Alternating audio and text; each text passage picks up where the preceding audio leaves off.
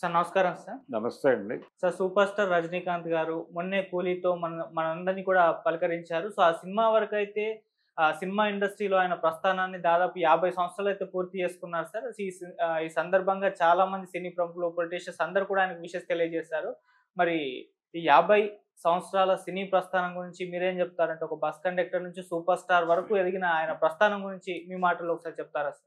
అంటే రజనీకాంత్ యాక్చువల్‌గా ఆయన పేరు శివాజీరావు గైక్వాడ్. హ్మ్. అది కర్ణాటకకి మహారాష్ట్ర ఎక్స్‌పోజర్ ఒకటుంటుంది. ఆ పాకెట్ నుంచి అలా బెంగుళూరు చేరి ఆయన అక్కడ కండక్టర్‌గా పనిచేశాడు. ఇందిరానగర్ డిపోలో పనిచేశాడు ఆయన అక్కడ. ఈ పనిచేసే క్రమంలో ఆయనకు కొంతమంది తెలుగు వాళ్ళు, తమిళ్ వీళ్ళందరితోనూ ఫ్రెండ్‌షిప్ ఉండేది. ఆ ఫ్రెండ్స్ ఇప్పటికీ ఆయనతో కాంటాక్ట్‌లో ఉన్నారు కొంతమంది. ఈ మధ్య వరకు ఆయన వ్యవహారాలు చూసినటువంటి సత్యనారాయణ తెలుగువాడే.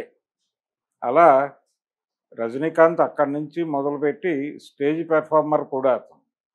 స్టేజ్ మీద పౌరాణిక నాటకాలు కూడా ఆడాడు. ఈ పౌరాణిక నాటకాల్లో దుర్యోధనుడి పాత్ర వేసేవాడు ఆయన అడపాదడపా. ఏకపాత్రాభినయం. అది ప్రేరణ ఏంటంటే 'పాండవీయం' సినిమాలో రామారావు గారు చేసినటువంటి దుర్యోధనుడి పాత్ర నచ్చి దాని ఇన్స్పిరేషన్‌తో అలా ఒక క్యారెక్టర్ డిజైన్ చేసుకొని కొన్ని డైలాగులు రాయించుకుని అలా పెర్ఫార్మ్ చేసేవాడాయన. అలా స్టేజ్ మీద నటిస్తున్న రోజుల్లోనే ఆయన మిత్రులు "నువ్వెందుకు సినిమాల్లో ట్రై చేయకూడదు" అనటంతో మద్రాసు బయలుదేరాడు. అప్పుడే ఈ సౌత్ ఇండియన్ ఫిల్మ్ ఛాంబర్ వాళ్ళు ఒక ఫిల్మ్ ఇన్‌స్టిట్యూట్ పెట్టారు. ఆ తర్వాత అది 3, 4 ఇయర్స్ నడిచింది. తర్వాత అది అడయార్ ఫిల్మ్ ఇన్‌స్టిట్యూట్‌లో మెర్జ్ అయిపోయింది. అయితే దీనిలో మొదలైనటువంటి ఫస్ట్ బ్యాచ్‌లో ఈయన జాయిన్ అయ్యాడు. ఆ జాయిన్ అవ్వటానికి కావాల్సిన డబ్బులు ఇవన్నీ ఏర్పాటు చేసింది కూడా ఆయన ఫ్రెండ్సే. అలా ఏమీ లేకుండా మద్రాసులో కాలుపెట్టి ఫిల్మ్ ఇన్‌స్టిట్యూట్‌లో చేరి, అదే ఇన్‌స్టిట్యూట్ నుంచి ఆ తర్వాత బ్యాచ్‌ల్లో చిరంజీవి గారు బయటకొచ్చాడు. చిరంజీవి గారు ఏ ఇన్‌స్టిట్యూట్ నుంచి అయితే బయటకొచ్చాడో అదే ఇన్‌స్టిట్యూట్ నుంచి బయటకొచ్చినటువంటి వాడు రజనీకాంత్ ఫస్ట్ బ్యాచ్‌లో. రజనీకాంత్‌తో పాటు నారాయణరావు గారు కూడా ఆ బ్యాచే. హ్మ్. ఆ తర్వాత రాజేంద్ర ప్రసాద్ ఆ తర్వాత బ్యాచ్ వాడు. రాజేంద్ర ప్రసాద్ తర్వాత బ్యాచ్‌లో చిరంజీవి ఉన్నాడు. చిరంజీవికి ఒక రకంగా రాజేంద్ర ప్రసాద్ గురువు కూడా.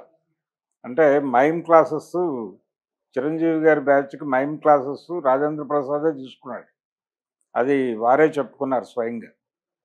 అలా ఆ ఇన్‌స్టిట్యూట్ నుంచి బయటకొచ్చినటువంటి ఫస్ట్ బ్యాచ్‌లో అక్కడ ఉన్న రోజుల్లోనే ఇతన్ని కొంచెం 'శత్రుఘ్న సిన్హా' పోలికలున్నాయి ఇతనికి అని ఐడెంటిఫై చేసినవాడు బాలచందర్ గారు. బాలచందర్ గారు ఐడెంటిఫై చేసి తను యాక్చువల్‌గా అప్పటికి తెలుగులో 'అంతులేని కథ' అనే సినిమా తమిళ్ వెర్షన్ అయిపోయింది. తెలుగులో తీస్తున్నప్పుడు అందులో ప్రధాన పాత్ర కోసం ఇతను బావుంటాడు అంటే హీరోయిన్ అన్న పాత్రలో ఇతను బావుంటాడు అని అనుకున్నాడాయన. అలా రజనీకాంత్‌కి మొదటిసారి పూర్తి స్థాయి పాత్ర దొరికింది 'అంతులేని కథ' సినిమాలో. హ్మ్. కానీ ఆయన తెర మీద కనిపించింది మొదటి సినిమా మాత్రం 'అపూర్వ రాగంగళ్'. 'అపూర్వ రాగంగళ్'లో ఒక చిన్న క్యారెక్టర్‌లో కనిపిస్తాడు. అంటే ఆ సినిమా హీరోయిన్ శ్రీవిద్య గారి భర్త పాత్రలోనే ఆ భర్త ఎక్కడికో వెళ్ళిపోతాడు. సడెన్‌గా అపియర్ అవుతాడు చివర్లో. ఆ క్యారెక్టర్‌లో రజనీకాంత్‌ని ఆయన తీసుకున్నారు బాలచందర్ గారు. యాక్చువల్‌గా ఆయన అనుకున్నది ఆయన బ్రెయిన్‌లో ఉన్నది 'అంతులేని కథ' క్యారెక్టర్. అయితే ఈ సినిమా నడుస్తోందప్పుడు. ఇదే సినిమా హక్కులు రాఘవ్ గారు కొని తెలుగులో రీమేక్ చేశారు 'అపూర్వ రాగంగళ్'ని. 'తూర్పు పడమర' అనే పేరుతో తెలుగులో రీమేక్ అయింది అది. దాసరి హ్మ్. గారు డైరెక్ట్ చేశాడు. ఆ సినిమాలో తను తమిళ్‌లో పోషించిన క్యారెక్టర్ తెలుగులో కూడా ఇవ్వమని రజనీకాంత్ దాసనారాయణరావు గారి ఇంటికెళ్ళి ప్రాధేయపడ్డాడు. అయితే అప్పటికి ఆయన ఆ క్యారెక్టర్‌ని మోహన్ బాబుకి హామీ ఇచ్చున్నాడు. మోహన్ బాబుకి హామీ ఇచ్చాను నేను కాబట్టి నిన్ను అకామిడేట్ చేయలేను. సారీ అని చెప్పేసి ఆయన అదే క్యారెక్టర్‌ని మోహన్ బాబుతో చేయించాడు తెలుగులో. అది వాళ్ళిద్దరి మధ్య ఫ్రెండ్‌షిప్ రజనీకాంత్‌కి, మోహన్ బాబుకి. ఓకే. నిజానికి ఆ టైంలో వీళ్ళందరూ రెగ్యులర్‌గా కలిసేవాళ్ళు. ఈ కలుస్తున్నటువంటి క్రమంలోనే ఆయన ఈ 'అంతులేని కథ'తో మంచి పేరొచ్చింది తెలుగులో. ఆ తర్వాత ఇమ్మీడియట్గా ఆయనకి చిలకమ్మ చెప్పింది అని ఈరంకి శర్మ గారి డైరెక్షన్లో వచ్చిన సినిమాలో ఒక మంచి క్యారెక్టర్ దొరికింది. యాక్చువల్గా అది తమిళ్ వెర్షన్లో ఇది ఒక విచిత్రమైన విషయం, చాలామందికి తెలియదు. ఇది తమిళ్లో కమల్ హాసన్ చేసిన క్యారెక్టర్ని తెలుగులో రజనీకాంత్ చేశాడు. ఈ చిలకమ్మ చెప్పింది తమిళ్ ఒరిజినల్‌లో కమల్ హాసన్ చేశాడు. ఇక్కడ అదే క్యారెక్టర్ రజనీకాంత్ మీద నడిపారు. రజనీకాంత్‌కి బాగా పేరు తీసుకొచ్చిన సినిమా చిలకమ్మ చెప్పింది. ఆ సినిమాలో ఆయనతో పాటు ఇన్‌స్టిట్యూట్‌లో ఆయన సహాధ్యాయి నారాయణరావు గారు ఒక క్యారెక్టరు, అలాగే శ్రీప్రియ హీరోయిన్ లీడ్ చేసిందావిడ. అలా లక్ష్మీకాంత్ విలన్ క్యారెక్టర్ చేశాడు ఆ సినిమాలో. ఆ సినిమా చాలా పెద్ద విజయం సాధించింది తెలుగులో. చేగొండి హరిబాబు గారు, చేగొండి హరిరామ్ జోగయ్య గారు ప్రొడ్యూసర్ ఆ సినిమాకి. ఆ తర్వాత అక్కడి నుంచి మొదలైనటువంటి ప్రయాణం బాలచంద్ర గారి కాంపౌండ్ నుంచి మొదలై, అక్కడి నుంచి యాక్షన్ సినిమాల వైపు టర్న్ తీసుకోవటానికి కారణం ఒక రకంగా తప్పు తాళంగళ్ళను ఓ సినిమా చేశాడు ఆయనే, బాలచంద్ర గారు. అందులో ఒక వీధి రౌడీ పాత్రలో కనిపిస్తాడు రజనీకాంత్. ఆ వీధి రౌడీ క్యారెక్టర్లో ఆయన పెర్ఫార్మెన్సు, ఆయన స్టైలు, ఇవన్నీ అంటే ఆయన అంతులేని కథలోనే ఇవన్నీ చూపించాడు. సిగరెట్ ఎగరేసి పట్టుకోవడం, ఈ విన్యాసాలన్నీ ఉంటాయి దానిలో. ఈ విన్యాసాలు చూసి అట్రాక్ట్ అయినటువంటి డైరెక్టర్ ముత్తురామన్ గారు ఈయనకి మాస్ క్యారెక్టర్లు ఆఫర్ చేయటం మొదలుపెట్టాడు యాక్షన్ సినిమాలు. అలాగే ఎస్ఐ చంద్రశేఖర్ వీళ్ళందరూ ఈయనతో యాక్షన్ సినిమాలు అయితే బాగుంటుంది అని చెప్పి అటువైపు డైవర్ట్ చేశారు. బాలచందర్ స్కూల్ నుంచి ఆయన అటువైపుకి వెళ్ళాడు. రాజశేఖర్ అని ఒక మాస్ డైరెక్టర్ ఉండేవాడు ఆ రోజుల్లో. ఆయన వీళ్ళందరూ కూడా వరుసగా రజనీకాంత్తో సినిమాలు చేయటం మొదలుపెట్టారు. ఎప్పుడైతే యాక్షన్ సినిమాల్లోకి వెళ్ళాడో, అంటే రకరకాల రీమేకులు చేశాడు ఆయన. డాన్ రీమేక్ తమిళ వెర్షన్ ఆయనే చేశాడు. అలాగే హిందీలో హిట్ అయినటువంటి అమితాబ్ బచ్చన్ మర్ది సినిమా రీమేక్ ఆయనే యాక్ట్ చేశాడు, రజనీకాంత్ చేశాడు. ఇలా వరుసగా తమిళ్ రీమేకులు. అంటే నిజానికి అక్కడ గుర్తించాల్సింది ఏంటంటే, తమిళ్లో అప్పటికి ఒక వాక్యూమ్ ఏర్పడింది. ఎంజీఆర్ రాజకీయాల్లోకి వెళ్ళిపోయిన తర్వాత ఒక మాస్ యాక్షన్ హీరో అవసరం ఉంది అక్కడ. ఒక సమర్థుడైనటువంటి మాస్ యాక్షన్ హీరో అవసరాన్ని రజనీకాంత్ కరెక్ట్గా నింపాడు, ఫుల్ఫిల్ చేశాడు. నీడ్ ఆఫ్ ది అవర్ అంటారు మామూలుగా, అలా నీడ్ ఆఫ్ ది అవర్గా మారాడు ఆ టైంలో. శివాజీ గణేశన్ గారు అప్పటికి ఆయన వయసు పెరుగుతోంది, ఆయన నెమ్మదిగా ఇలాంటి క్యారెక్టర్ల నుంచి షిఫ్ట్ అవుతున్నటువంటి దశ. అయితే రజనీకాంత్ యాక్టివ్గా చేస్తున్న రోజుల్లో ఆయన కూడా త్యాగం లాంటి సినిమాలు చేసి హిట్లు కొడుతున్నాడు శివాజీ గారు. కాకపోతే అప్పటికి ఆయన వయసు పెరిగింది, ఆయన స్ట్రైచర్ రీత్యా కొంచెం వింటేజ్ హీరో సినిమాలు ఆయనతో చేసేవాళ్ళు. కానీ ఎంజీఆర్ లేని లోటు తీర్చింది మాత్రం రజనీకాంతే. ఇలా మొదలైనటువంటి ప్రయాణం శివాజీ గారి ప్లేస్లోకి తర్వాత కమల్ హాసన్ ఎమర్జ్ అయ్యాడు. అలా కమల్ హాసన్, రజనీకాంత్. కమల్ హాసన్ ఏమో చైల్డ్ ఆర్టిస్ట్గా ఎంటర్ అయ్యి తర్వాత డ్యాన్స్ అసిస్టెంట్గా హీరాలాల్ మాస్టర్ దగ్గర కొంతకాలం చేసి అటునుంచి ఇలా వచ్చాడు ఆయన హీరోగా. అంటే బాలచంద్ర గారే తన్ని కూడా మౌల్డ్ చేసింది. అరంగేట్రం అనే సినిమాతో తన్ని కొంచెం హీరో తరహా పాత్రతో పరిచయం చేశాడు. రజనీకాంత్కి కలిసి వచ్చిన ఇంకో అంశం ఏంటంటే, సివి శ్రీధర్ గారు కూడా ఈయనలోనే నటుడిని ఐడెంటిఫై చేసి చిలకమ్మ చెప్పింది ఈ సినిమాల్లో చేసిన క్యారెక్టర్లు అవన్నీ అట్రాక్ట్ చేసి ఆయన వయసు పీల్చింది సినిమాలో మంచి క్యారెక్టర్ ఇచ్చాడు రజనీకాంత్. ఇచ్చిన తర్వాత ఆ ఎలివేషన్స్ అవన్నీ వర్కౌట్ అయినాయి రజనీకాంత్ మీద. అదే టైంలో కేఎస్ఆర్ దాస్ గారు తెలుగులో 2 సినిమాలు తీశాడు ఆయనతో. కృష్ణ గారు హీరో, రజనీకాంత్ సైడ్ హీరో అనండి ఏదన్నానండి, అది ఒక రకంగా మల్టీ స్టారర్ సినిమాలే. 2 చేశాడు కృష్ణ గారితో వరుసగా. 3వ సినిమా విజయ నిర్మల్ గారి డైరెక్షన్లో కృష్ణతోనే చేశాడు. ఆ మొదటి సినిమా అన్నదమ్ముల సవాల్, అది కన్నడ సినిమా రీమేక్, సహోదర సవాల్ అనేది రీమేక్. దాని తర్వాత ఇద్దరు అసాధ్యులైన ఓ సినిమా తీశాడు, 2 సారథి వారు తీసినవే. ఆ తర్వాత రామ్ రాబర్ట్ రహీం అనే సినిమాలో ఆయన మళ్ళీ క్యారెక్టర్ చేశాడు. శోభన్ బాబు గారితో జీవన పోరాటం సినిమాలో ఒక క్యారెక్టర్ చేశాడు. ఎన్టీ రామారావు గారి పక్కన టైగర్ అనే సినిమాలో యాక్ట్ చేశాడు ఆయన తమ్ముడిగా. ఇలా నడుస్తూ నెమ్మదిగా ఆయన యాక్షన్ హీరోగా సెటిల్ అయిపోయి దాదాపు అందమైన అనుభవం వరకు అడపాదడపా కమల్ హాసన్, రజనీకాంత్ కలిసి కనిపించేవాళ్ళు. ఈ కలిసి కనిపించడం అనేది అందమైన అనుభవం దగ్గర నుంచి కట్ అయింది. అంటే వాంటెడ్‌గా ఇద్దరు ప్రెస్ మీట్ పెట్టి చెప్పేశారు, మేము ఇంకా కలిసి నటించదలుచుకోవడం లేదు అని. 16 ఏళ్ల వయసు, తమిళ సినిమా అది. భారతీరాజా గారికి మొదటి సినిమా 16 వయదినిలే. ఆ సినిమాలో హీరో క్యారెక్టర్ కమల్ హాసన్ చేస్తే విలన్ రజనీకాంత్ చేశాడు. అదే సినిమా తెలుగులో మోహన్ బాబు చేశాడు అదే క్యారెక్టర్. హీరో కమల్ హాసన్ ప్లేస్లో చంద్రమోహన్ చేశాడు. ఇలా విలన్ క్యారెక్టర్లు కూడా చేశాడు.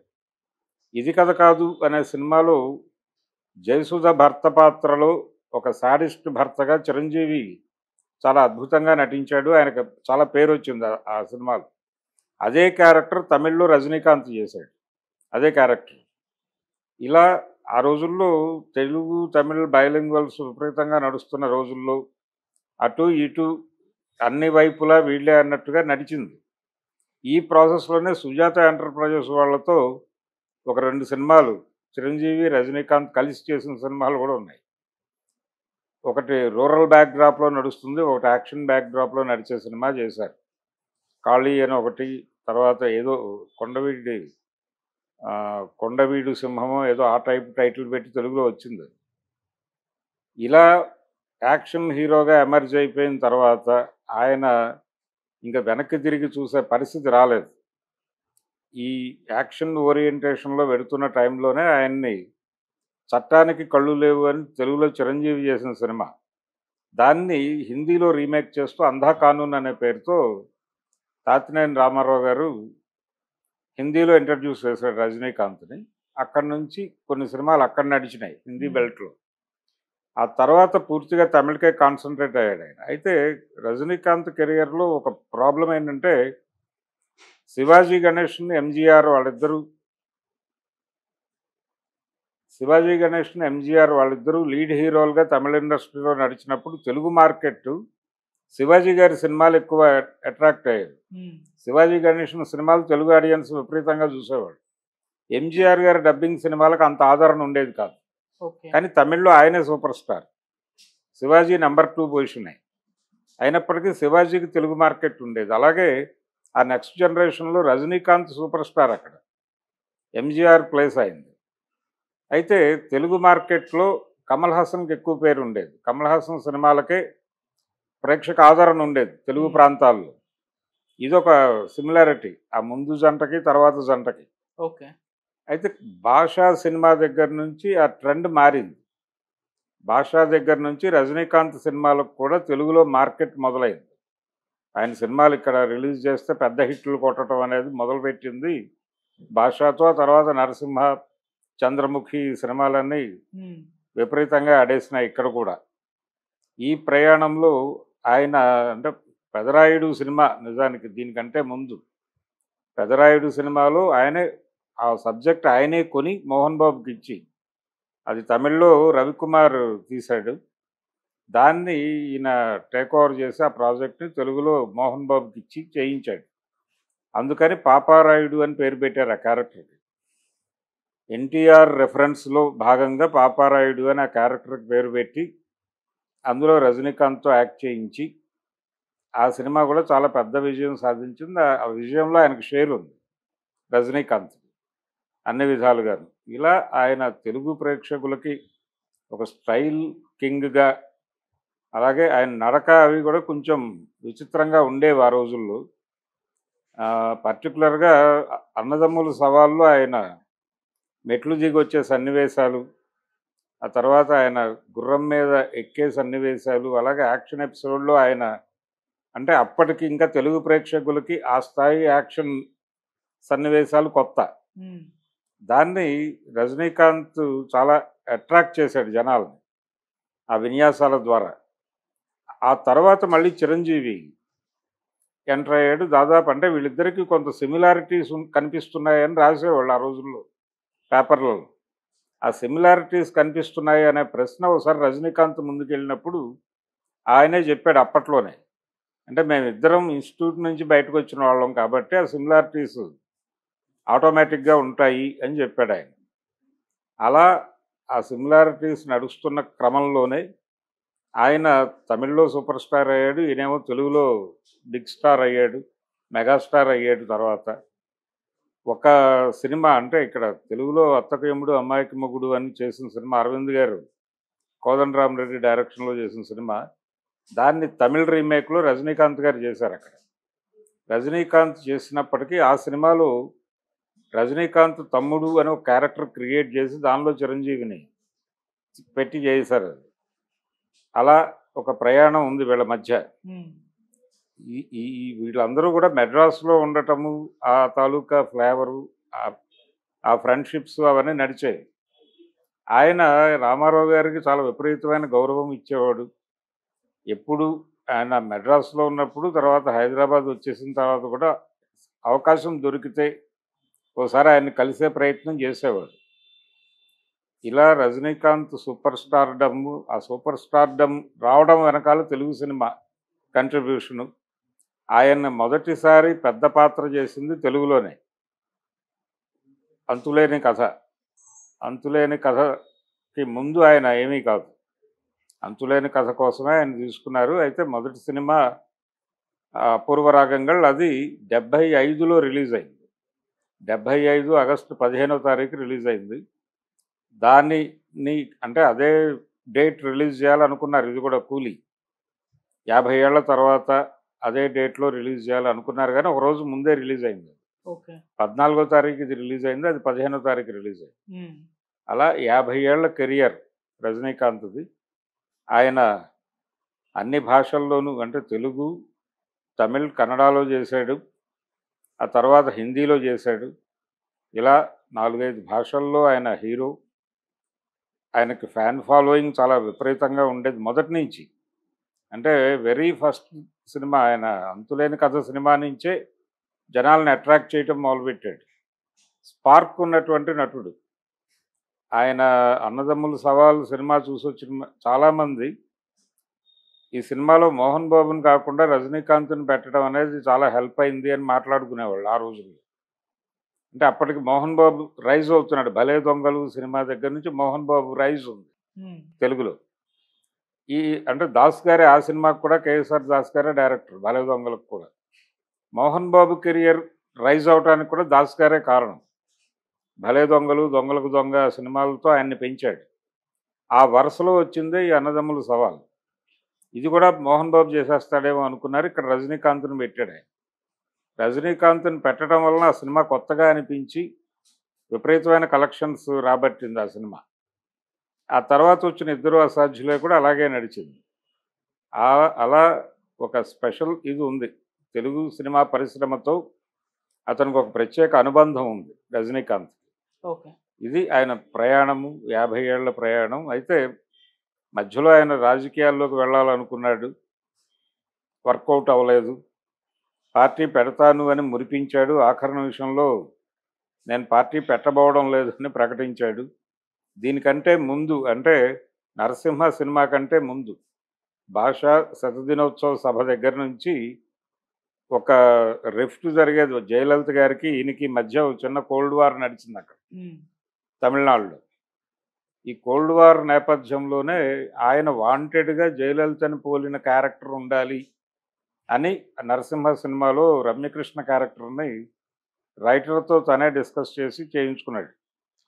భాషా సినిమా టోటల్గా ఆయన కథ రాసి ఆయనే ప్రొడ్యూస్ చేసిన సినిమా. దానిలో వాంటెడ్గా తన పొలిటికల్ ఎంట్రీ ఉండబోతోందని థ్రెట్ ఇచ్చేలాగా సినిమాని నడిపాడు ఆయన. కానీ ఒక సందేహం ఉండేది ఆయనకి. తను నాన్ తమిళ్ కాబట్టి తమిళ్ పాలిటిక్స్లో తను ఎట్లా రిసీవ్ చేసుకుంటారు. ద్రవిడ రాజకీయాలు నడుస్తున్నటువంటి టైంలో తను మహారాష్ట్రియన్, ఇక్కడికి వచ్చి మళ్ళీ తను ఈ ఏరియాలోకి వెళితే ఏదైనా కాంట్రవర్సీ అవుతుందా అనే ఉద్దేశంతో మళ్ళీ ఆగాడు. ఆగి ఆ ఎన్నికల్లో డిఎంకేకి ఓటేయండి అని చెప్పాడు ఆయన. డిఎంకే కరుణానిధి గారు గెలవటం వెనకాల, ఆ టైంలో జయలలితను ఓడించి కరుణానిధి సీఎం అవటం వెనకాల రజనీకాంత్ మాట పనిచేసింది. ఆ తర్వాత మళ్ళీ రాజకీయాలకు దూరంగానే ఉన్నాడు. ఆ ఒక్క ఎన్నికలోనే ఆయన ప్రో డిఎంకే వ్యవహరించాడు. ఆ తర్వాత పొలిటికల్ స్టేట్మెంట్స్ ఇవ్వడం మానేశాడు. ఆ తర్వాత 2014 ఎన్నికలకి ముందు, పార్లమెంట్ ఎలక్షన్స్‌కి ముందు నరేంద్ర మోడీ గారు వెళ్ళి కలిసాడు ఆయన. ఆయన ఇంటికెళ్ళి. హ్మ్. రజనీకాంత్ ఇంటికెళ్ళి మెడ్రాస్‌లో కలిసి హెల్ప్ చేయమని అడిగాడు. ఆయన అప్పుడు కూడా నేను బహిరంగంగా ఏమీ చేయలేను అని చెప్పాడు. చెప్పి మీరు గెలవాలని నేను కోరుకుంటున్నాను, ఆశిస్తున్నాను, ఆకాంక్షిస్తున్నాను ఇవన్నీ చెప్పి పంపించేసాడు ఆయన. తప్ప తను స్ట్రెయిట్‌గా ప్రచారంలోకి వస్తానని గాని ఏమీ చెప్పలేదు. అలా పొలిటికల్ ఏరియాలో ఆయనకుండే డౌట్లు, ఆయనకుండే సందేహాలు ఆయనకున్నాయి అందుకని అలా హోల్డ్ అయ్యి లాక్ అయి ఉన్నాడు. కానీ పెర్ఫార్మర్‌గా రజనీకాంత్ చాలా బిగ్ స్కేల్‌లో వెళ్ళగలడు. కాకపోతే ఆయనకి ముత్తురామన్ గారు వీళ్ళందరి పుణ్యాన యాక్షన్ సినిమాలు ఎక్కువ వచ్చేసి అలా అలా వెళ్ళిపోయాడు ఆయన. ఇప్పటికీ 'తప్పు తాళంగల్' సినిమాలో ఆయన చేసిన పెర్ఫార్మెన్స్ చాలా బాగుంటుంది. చాలా మంచి నటుడు అతను. మంచి నటుడు కానీ ఆయన నటించేటువంటి అవకాశం ఉన్నటువంటి క్యారెక్టర్లు చాలా తక్కువ దొరికినాయి. దాదాపు చిరంజీవి గారి పరిస్థితి కూడా అదే. ఒక బ్రాండ్ వచ్చేసిన తర్వాత అది సాధ్యం కాదు. అలా 50 ఏళ్ల కెరియరు, రకరకాల అంటే మధ్యలో ఒకసారి ఆయన ఒక చిన్న స్లంప్ కూడా ఎదుర్కొన్నాడు లైఫ్‌లో కూడా. అంటే స్మోకింగ్ హ్యాబిట్ ఉండేది ఆయనకి. దాంతోపాటు మందు ఈ వ్యవహారాలన్నీ ఉండేవి. కొంచెం అనార్కిక్‌గానే వెళ్ళేవాడు ఆయన. ఈ అనార్కిక్ వేలో వెడుతున్నటువంటి డబ్బులు విపరీతంగా వచ్చేవి.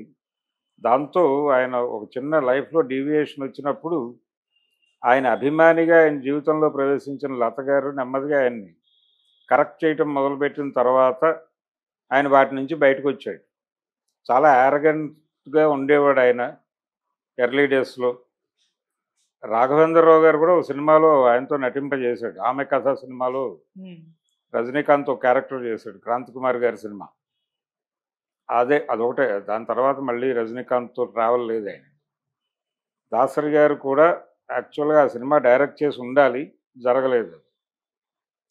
అలా ఒక తెలుగు డైరెక్టర్లతో, తెలుగు హీరోలతో చాలా సన్నిహిత సంబంధాలు ఉన్నటువంటి హీరో రజనీకాంత్. ఆయనకి మోహన్ బాబుతో చాలా ఫ్రెండ్‌షిప్ ఉండేది ఎర్లీ డేస్‌లో. అయితే తెలుగులో కేంద్రీకరించనా, తమిళ్‌లో కేంద్రీకరించనా అని అడిగాడట ఆయన. 'చిలకమ్మ చెప్పింది' టైంలో మోహన్ బాబుని.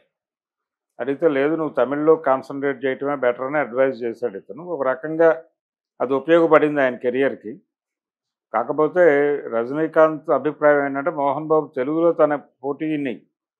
తనకి పోటీ ఆర్టిస్ట్‌ని నివారించడం కోసం అటువైపుకి డైవర్ట్ చేశాడు నన్ను అంటాడు ఆయన ఇప్పటికి. అలా ఇప్పుడు మళ్ళీ కమల్ హాసన్‌తో సినిమా చేయాలనే ఆలోచన ఉంది ఆయనకి. మేబీ యంగ్ డైరెక్టర్లు ఈ మధ్య కాలంలో వస్తున్న డైరెక్టర్లు ఎవరైనా అలాంటి ప్రయోగం చేస్తారేమో చూడాలి. ఆయనైతే బాలచందర్ శిష్యుడిగానే ఇండస్ట్రీ ఆయన కెరియర్ మొత్తం అలాగే నడిచింది. కమల్ హాసన్, రజనీకాంత్ వీళ్ళిద్దరూ నాకు 2 కళ్ళు అని చెప్పేవాడు ఆయన. ఇదే టైంలో చిరంజీవి గురించి కూడా కామెంట్ చేసేవాడు బాలచందర్ గారు. అంటే రజనీకాంత్‌ని, కమల్ హాసన్‌ని మిక్స్ చేస్తే చిరంజీవియే. అలా ఈ ముగ్గురు కెరియరు, ఈ 50 ఏళ్ల ప్రస్థానం. చిరంజీవి ఇంకొక 2 ఏళ్లలో 50 ఏళ్లకొస్తున్నాడు. 78 ఆయన ఎంట్రీ. ఈయన 75 ఎంట్రీ. అలా ఓ 3 ఏళ్ల గ్యాప్‌లో మొదలైన ప్రయాణాలు ఇవన్నీ. ఓకే. అది రజనీకాంత్ గారి కథ. Okay sir. Thank you so much sir. Thank you.